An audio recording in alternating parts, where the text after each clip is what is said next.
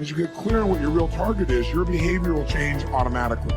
So very, very few people know what they want.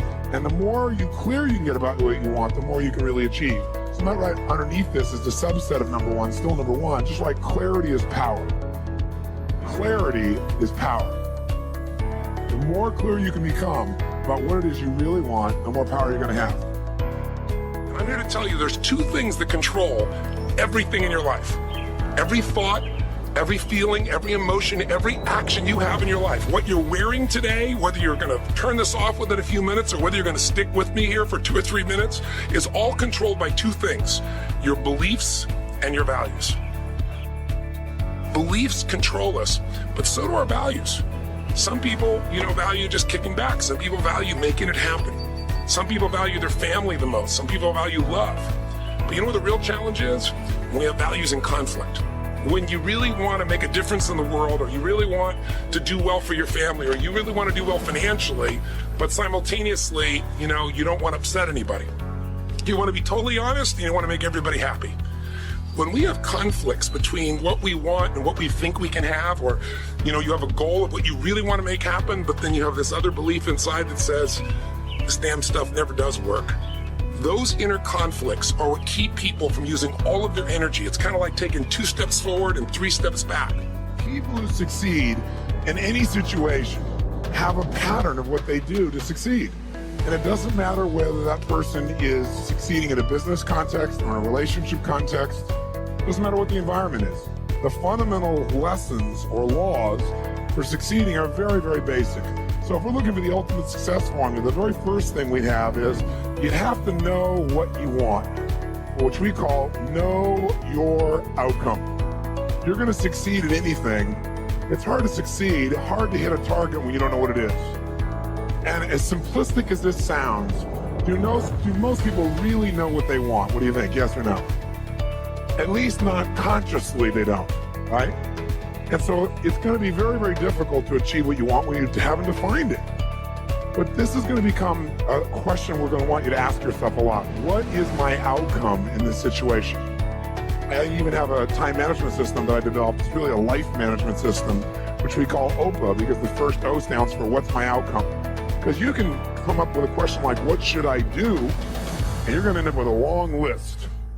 But as you do all these things, what will happen is you can cross something off your list and still be unfulfilled, not really achieve anything that matters. So you'll say, what's my outcome first? Then you begin to decide what you need to do to get the outcome. So in this case, we want to say, what's your outcome? You want to make it a habit to ask this question a lot. You're in the middle of a conversation. Stop yourself if it seems to be going nowhere and say, what's my outcome here? Do I want to connect? Do I want to influence this person? Do I want to learn something? What's your outcome? Sometimes you know your outcome, but you lose your drive. You want something, but you forget the most important thing, which is know why you want it. Know why you want it. You got to know the purpose. In our OPA training system, when people are managing their lives, we have them ask, what's my outcome? And then why do I want this? Because any person successful, really successful, knows exactly what they want and they know why. The reason you gotta know why is, remember I said yesterday, reasons come first, answers come second. You get enough reasons, you can get a big enough why, you can figure out how to do about anything, but you gotta have purpose, because purpose provides drive. Now, if you know what you want and you know why, you're light years ahead of most of the population, but you gotta go the step that most people seem to avoid, and that is you gotta take massive what? That's right, and the key word there is massive. Massive action can be a cure-all when you know what you're after and you know why you want it. Because when you know what you're after, when you take action, you won't just be expending energy. You'll be moving yourself in a direction towards something you really, really want. And by the way, last night we called taking massive action personal what? Power, which means the ability to take action. And what stops people from taking action? Primarily what? Fear. And the way you get over that fear is, what do you think is the number one fear most people have? Failure. And the reason is they feel if they fail, they won't be loved. They'll be rejected. They'll be hurt. They'll be judged. So what they really are afraid of is losing love. And they think that this rejection, or I should say this failure, will lead to that rejection or loss of love. The truth of the matter is you can't fail unless you don't try. You try something that doesn't work, you just learn from it, and that'll make you better the next time you go about it. Now, if you know your outcome, know why you want it, and take massive action, You're now in the most small percentile of people on the planet. So what's the next step though? Well, you can take a lot of action and get caught up in a pattern. Like you become so determined that you became like tunnel vision, like I know this is gonna work. And so you keep running east looking for a sunset with total certainty, and a lot of belief, high standards, still doesn't work. So what you have to be able to do to succeed so you don't get caught up in some old pattern is you gotta know what you're getting. Know what you are, know what you're getting. The word we use for this, as for short, as we call it sensory acuity. Sensory acuity is the idea that you want to become acutely sensitive to whether what you're doing is working or not.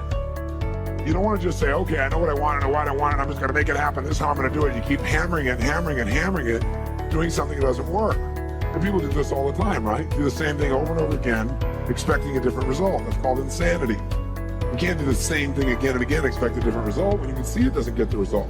But we get caught up in our patterns. So we want to get really sensitized, acutely sensitized, sensory acuity, to whether what we're doing is working or not. And by the way, sensory acuity is really the measure of a person's intelligence. What I mean by that is, how do we measure intelligence? Intelligence is a measure of the number and quality of distinctions you have in a given situation.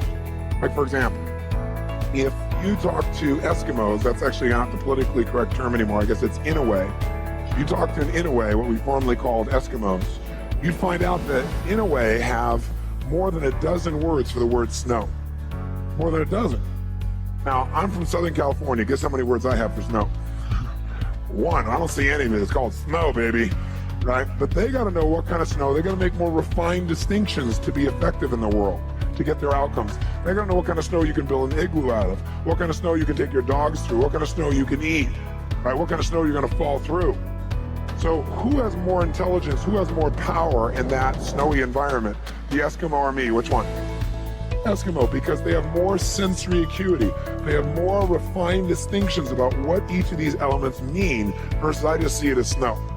Now, if you took that Eskimo and you stuck him in my car in Los Angeles, then we find out that maybe I have a little more intelligence because he might try to steer the thing using the rearview mirror. Right? He just doesn't know. So since he doesn't have that acuity, he doesn't have those distinctions, he wouldn't do terribly well there. See, some people, I can hold this up and I can say, what is this? And they say, well, it's a cylinder. Other people say, no, that's a blue, white, and black cylinder. Someone else says, no, that's a blue color marker.